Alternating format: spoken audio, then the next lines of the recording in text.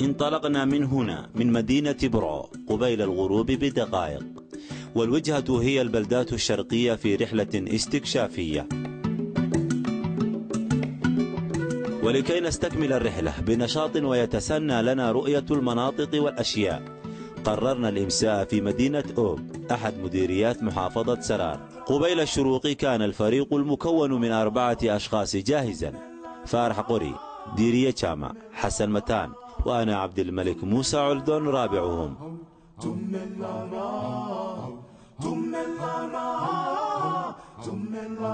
سرب من النعامات في ضيافة قسرية في هذا السور، لم نترك مجالا للمشاهدة، فكان المرح والمداعبة يصاحبه الحذر من الغرباء.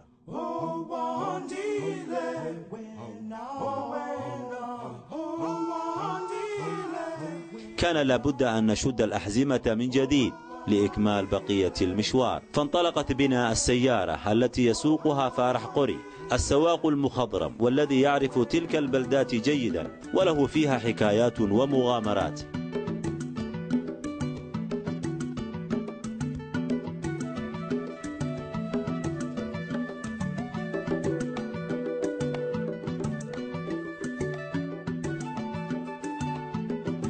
والأغنام والإبل ترعى هنا وهناك، منهمكة بالتهام العشب والأشجار، وكأنها موعودة بعكس ما تراه الآن.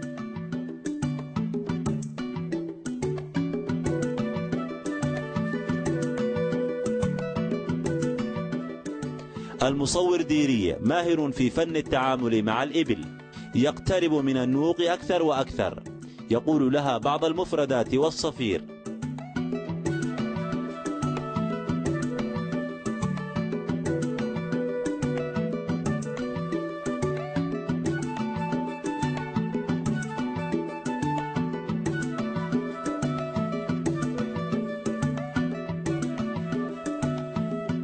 هذه الشجرة التي يطلقون عليها ميجاج. سكان هذه المنطقة عند اشتداد الحر يتعممون بلحافهم لعله يخفف عنهم ضربات الشمس الموجعة، ولا يبالون أصلا نظرا لتعودهم على هذه الظروف. الحاج صلاد ورسم حسن كان من ضمن من التقينا بهم في سهل بن عبده، أبى إلا أن ننزل ضيوفا في بيته الغير بعيد من هنا ويذبح لنا ذبيحة من غنمه المبارك، فتوجهنا إلى بيته وأمر أهله القيام بالواجب.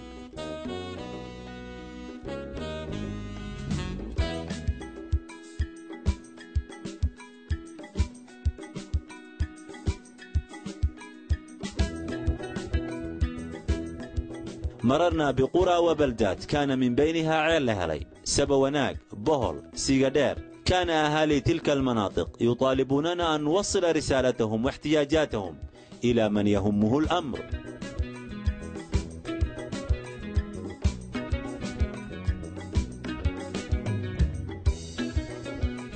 واحتساء الشاي لا بد منه حين تجلس في مقهى كي يطيب الحديث. استراحة محارب وانطلاقة أخرى، سهل آخر من بين السهول، إنه السهل كرمان.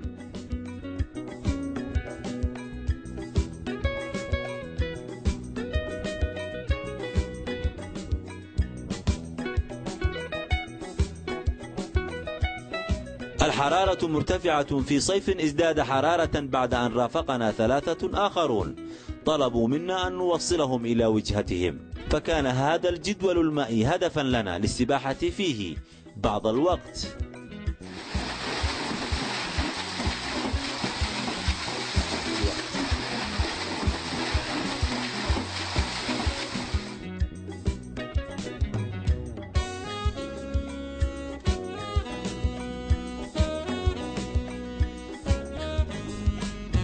وتستمر الرحلة، وقبيل الغروب وصلنا إلى المدينة المنشودة عيل أفوين، والتي بها ستنتهي رحلتنا. هذه المدينة أخذت اسمها من هذا البئر ذو الفوهة الكبيرة.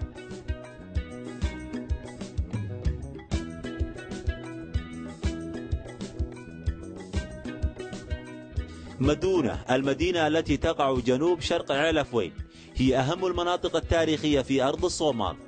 لم يبقى منها غير أطلال تشهد بأنها كانت يوما من الأيام مدينة تعج بسكان رحلوا إلى وجهة لم تعرف بعد.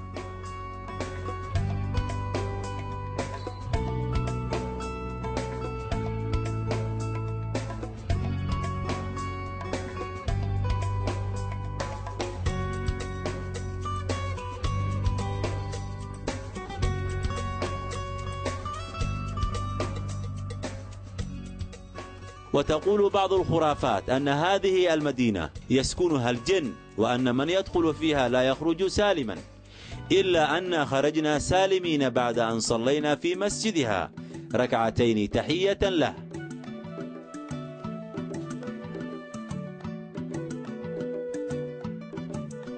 مدينة مدونة جزء من تاريخ شعوب المنطقة، وواحدة من حضاراته القديمة. غير بعيد في الجهة الأخرى من مدينة علفوين زرنا منطقة أثرية أخرى، الكهف المنقوش أو قد حردنة كما يسمونه هنا، وهي عبارة عن مغارة تقع تحت منطقة جبلية. في جدران الفتحة آثار منقوشة، صور وكتابات لم يكتشف سرها بعد.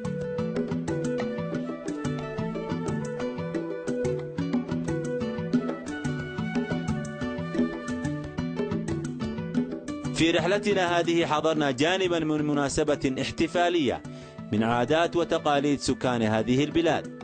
حضرنا حفلة تنصيب زعيما قبليا يقال له سليمان عويل ديرر، جاء من لندن ليصبح شيخ قبيلته التي رشحته ليدير شؤونها.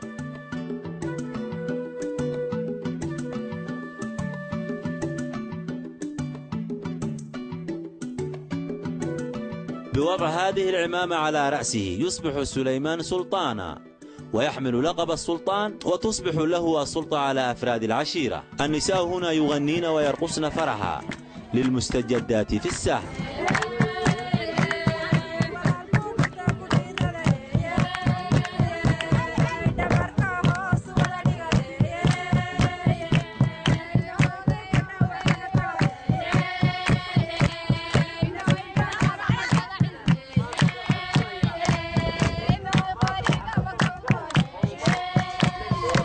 حول علفوين وجدنا مجموعة من الخنازير تعيش في المنطقة، فكان لابد من الوقوف لالتقاط الصور.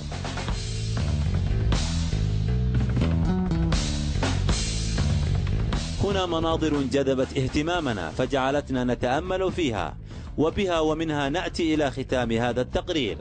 كنت معكم أنا عبد الملك موسى علدون من مدينة علفوين محافظة سناك.